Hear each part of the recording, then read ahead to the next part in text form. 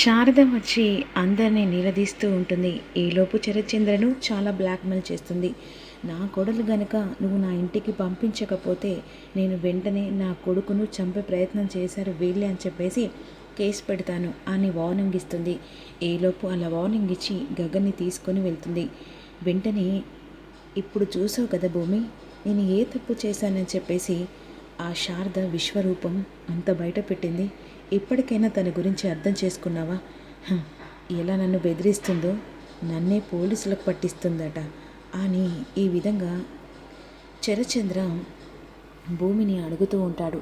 అయినా అత్తయ్య అడిగిన దాంట్లో తప్పేముంది నాన్న? నన్ను తన ఇంటికి పంపించమని అడుగుతుంది. అది ఎప్పటికైనా నేను ఉండాల్సిన నా ఇల్లే కదా నాన్న. నా భర్త ఎన్నో కష్టాలు పడి ప్రాణగండం నుంచి బయటికి వచ్చాడు. అలాంటప్పుడు నా భర్తతో కలిసి నేనుండకుండే ఇప్పుడు అత్తయ్య అడిగిన దాంట్లో తప్పేం కనిపించలేదు కదా నాన్న అనే విధంగా భూమి అడగసరికి, ఓహో మీ అత్తయ్య వచ్చి నిన్ను పంపించమని అడిగితే ఇప్పుడు మీ అత్తయ్య అడిగిన దాంట్లో తప్పు లేదు అంటే ఇప్పుడు ఆ గగ్గని చంపింది నేనే అని చెప్పేసి నా మీద కేసు పెట్టి నన్ను జైల్లో పడేస్తానని బెదిరిస్తుంది కదా, మరి ఆ తప్పు లేదా అనే విధంగా శరత్చంద్ర నిలదీస్తూ ఉంటాడు భూమిని. అత్తయ్య అడిగిన దాంట్లో తప్పేముంది నాన్న? ఎందుకంటే తన కోడల్ని పంపించమని అడుగుతుంది కదా నాన్న అనే విధంగా భూమి అంటుండగా, అదే కదా ఈ పాయింట్ని పట్టుకొని తన వీక్నెస్ పాయింట్గా మార్చుకుంది కదా, ఇంకేముంది ఇలా బ్లాక్మెయిల్ చేస్తుంది. ఆ తర్వాత తన ఇంటికి భూమిని తీసుకెళ్తుంది. లేదు, ఎట్టి పరిస్థితిలో ఇది జరగడానికి వీలేదు. ఇక మొదటిదేంటంటే అసలు నువ్వు ఇక్కడ ఉండే పరిస్థితి లేనలేదు. అంటే ఏంటన్నయ్య, భూమిని మళ్ళా తిరిగి ఆ ఇంటికి పంపిస్తావా అనే విధంగా మీరా అడుగుతూ ఉంటుంది. లేదమ్మా, తనని అబ్రాడ్కి పంపిస్తాను, వెంటనే అవన్నీ ఏర్పాట్లు చేస్తానని చెప్పేసరికి ఈలోపు, నాన్న ఏం మాట్లాడుతున్నా నాన్న, నేను అబ్రాడ్కి వెళ్ళడం ఏంటి? అంతే, ఎట్టి పరిస్థితిలో నువ్వు ఇక్కడ ఉండడానికి వీలేదు. వాడు ఏ రాత్రో చూసుకొని నీ దగ్గరికి వస్తూ ఉంటాడు. ఖచ్చితంగా శారద నన్ను బ్లాక్మెయిల్ చేసి స్టేషన్లో పెట్టిస్తానని చెప్పేసింది కదా, అందుకనే నీ ఇష్ట ప్రకారంగా నేను వెళ్తున్నా నా అబ్రాడ్కి అని చెప్పేసి నువ్వు ఖచ్చితంగా శారదకు ఫోన్ చేసి చెప్పు. ఒకవేళ నువ్వు ఫోన్ చేసి చెప్పలేదనుకో నా మీద ప్రేమ చచ్చినట్టే భూమి అని వెళ్ళిపోతాడు. ఈలోపు మీరా కూడా వెళ్ళిపోతుంది. అయ్యో పాపం, ఎంత కష్టం వచ్చింది భూమి, ఇంత కష్టం పగవాడికి కూడా రాకూడదు. అయినా ఆ గగన్ గాడు చచ్చాడు అనుకున్నాం. ఆ తర్వాత మీ నాన్న నీకు పెళ్లి చేయాలి అనుకున్నాడు. మళ్ళీ వాడు బ్రతికొచ్చాడు. కాకపోతే ఇప్పుడు హ్యాపీగా భర్తతో కలిసి సంతోషంగా నువ్వు ఆ ఇంట్లో ఉండాలి అనుకున్నాం. కానీ ఏం జరిగింది? నిన్ను మీ నాన్న అబ్రాడ్కు పంపిస్తా అన్నాడు. ఆ తర్వాత నువ్వు ఆ దేశానికి వెళ్ళి గగన్కి దూరం అయిపోతావు. ఆ తర్వాత గగన్ చూసి చూసి మళ్ళీ ఆ తారమెల్లో తాళి కట్టేస్తాడు. అప్పుడు మీ బంధం ఎక్కడనో తెగిపోతుంది. ఇదంతా జరుగుతుంది. మరి మధ్యలో ఆ తాళెందుకు? తాళి తీస్తే సరిపోతుంది కదా అని చెప్పేసి తన మెడలో తాళిబొట్టు పట్టుకుంటుంది. ఒక్కసారిగా ఉగ్ర రూపంతో భూమి చూస్తుంది. తాళి వదులు అని చెప్పేసి అంటుంది. ఏమైంది భూమి? ఇంకా కాసేపట్లో, అదే ఇంకా గంటలు గడియలు మాత్రమే, తర్వాత ఈ దేశాన్ని వదిలిపెట్టి పోతావు కదా, మధ్యలో ఇదెందుకు? పానకంలో పుడకలాగా ఈ తాలిబొట్టు, గగనికి నీకు ఎలాంటి సంబంధం లేదని మీ నాన్న ఆల్రెడీ చెప్పకనే చెప్పాడు. మళ్ళీ కొత్తగా క్రియేట్ చేయడానికి ఇందులో ఏముంది? హ్యాపీగా నువ్వు అక్కడికి వెళ్ళిన తర్వాత మంచి సంబంధం చూసి నీకు పెళ్లి చేసి అక్కడే ఉంచుతాడు. ఎట్టి పరిస్థితిలో నేను ఈ దేశాన్ని వదిలిపెట్టి నా బావను వదిలిపెట్టి ఎలా వెళ్తాను? అసలు చచ్చేదాకా కూడా వెళ్ళను. అయినా తాలిబొట్టు పట్టే అధికారం నీకు ఎవడిచ్చాడు? ఇంకొకసారి తాలిబొట్టు మీద చెయ్యి వేసావనుకో చెయ్యి విరిచేస్తానని చెప్పేసి భూమి వార్నింగ్ ఇచ్చి వెళ్ళిపోతుంది. అయినా ఇది వెళ్తే ఛాన్స్ ఎంత పోతుంది? ఎందుకంటే ఇది ఇక్కడుంటేనే నాకు సేఫ్టీ. ఇది కష్టాలు పడుతుంటే సంతోషంగా దీన్ని చూస్తూ హ్యాపీగా ఎంజాయ్ చేస్తూ ఉండాలి. ఇక సూర్యగానికి కట్టబెడితే అప్పుడు దాని బ్రతుకు కుక్కలు చింపిన విస్తరాక అవుతుంది కదా అనే విధంగా అనుకుంటూ ఉంటుంది. ఈలోపు గగన్ శారద ఇంటికి వెళ్ళిన తర్వాత హాల్లో కూర్చుంటుంది భద్రకాళిలా. ఎవలు? తార. ఏంటి భూమిని తీసుకురావడానికి ఇంటికి వెళ్ళారట కదా అని అంటుండగా, అవును, నా కోడల్ని తీసుకురావడానికి ఆ ఇంటికి వెళ్ళాను. ఏంటత్తయ్యా, ఏం మాట్లాడుతున్నారో కనీసం అర్థమవుతుందా? అయినా గగన్ గారితో నా పెళ్లి చేస్తానని చెప్పేసి మాట ఇచ్చారు. ఇప్పుడు గగన్ గారు తిరిగి ఇంటికి వచ్చారు అంటే మా పెళ్లి ముహూర్తాలు పెట్టించకపోక ఇప్పుడు మళ్ళీ భూమిని ఇంటికి తీసుకొస్తే మరి నా జీవితం ఏం కావాలి? అసలు ఆ భూమికి గగన్ గారికి ఎలాంటి సంబంధం లేదు. గగన్ గారు నన్ను చాలా ఇష్టపడుతున్నారు. ఏంటి గగన్ గారు, నిజమే కదా అని అంటుండగా, అయ్యో నేలాంటిది సో బ్యూటిఫుల్, నేను ఇలాంటి పెళ్ళిళ్ళు చేసుకోను. కానీ ఇప్పుడు గగన్ లాగా యాక్టింగ్ చేయాలి కదా. అయినా నేను పెళ్లి చేసుకుంటానని నీకు మాట ఇచ్చానా? అదేంటి గగన్ గారు, పెళ్లి చేసుకుంటానని నాతో సంతోషంగా ఉంటున్నారు కదా. అయినా నేను జెన్యూన్గా మాత్రమే నీతో మాట్లాడాను. అంటే నువ్వు నా మెల్లో తాళి కట్టవా? అసలు నీ మెల్లో తాళి కడతానని నీకు నేను ఎప్పుడైనా చెప్పానా? అదేంటి అలా మాట్లాడుతున్నావు? నాతో సంతోషంగా మాట్లాడుతున్నావు, నాతో హ్యాపీగా ఉంటున్నావు కదా. అంటే జస్ట్ ఫ్రెండ్ లాగా ఉన్నంత మాత్రాన నీ మెల్లో నేను తాళి కడతానా? ఆల్రెడీ నాకు పెళ్ళైంది, బంగారు లాంటి నా భార్య భూమి ఉంది. ఇంకొకసారి పెళ్ళి గిల్లి అని ప్రసవతనేస్తే మర్యాదగా ఉండదు అని చెప్పేసి గగన్ వెళ్ళిపోతాడు.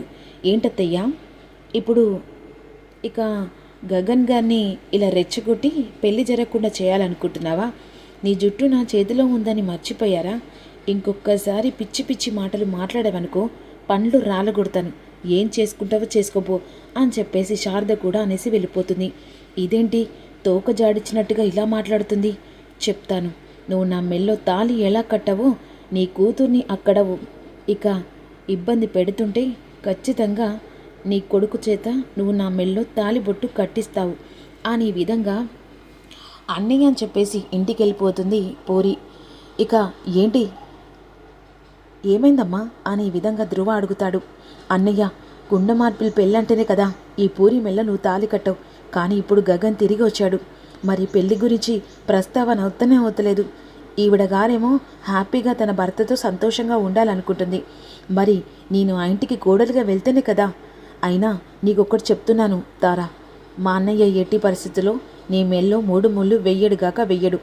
అక్కడ మా వదిన ఉంది. అలాంటప్పుడు నువ్వు ఆ ఇంట్లో కోడలుగా అడుగు పెట్టాలని ఎలా అనుకుంటున్నావు? ఏంటి నాటకాలు చేస్తున్నా అందరు కలిసి? అయినా గగన్ నా మెల్లో 3 ముళ్ళు వేస్తానని అప్పుడే చెప్పాడు కదా. నీ గుణం తెలియక నా గురించి మా అన్నయ్య తన జీవితాన్ని త్యాగం చేశాడు. నీ గురించి నిజాన్ని ఇప్పుడు బయటపడ్డ తర్వాత ఎలాంటి వాడైనా నీ మెల్లో తాళి కట్టడానికి కూడా ముందడుగే వేయడు. ఇంకొకసారి మా అన్నయ్య చుట్టూ పెళ్ళి అని తిరిగితే మర్యాదగా ఉండదు అని చెప్పేసి వార్నింగ్ ఇచ్చి వెళ్ళిపోతుంది. ఇదేంటన్నయ్య, ఇది తోక జాడించినట్టుగా ఇంతలా నాకు రివర్స్గా మాట్లాడుతుంది? అన్నయ్య, నువ్వు ఏం చేస్తావో నాకు తెలియదు. నాకు గగన్ చేత 3 ముళ్ళు వేయించలేదనుకో ఇక నేను శివమైతాను. చచ్చిపోవడానికి కూడా వెనుక ముందు ఆడను అని చెప్పేసి నువ్వు వెంటనే గగన్ వాళ్ళ ఇంటికి వెళ్ళి గగన్ ఒప్పించి నా మెల్లో 3 ముళ్ళు పడేలా చెయ్యి అని విధంగా అన్న తర్వాత ఈలోపు ధ్రువ ఆలోచిస్తూ ఉంటాడు.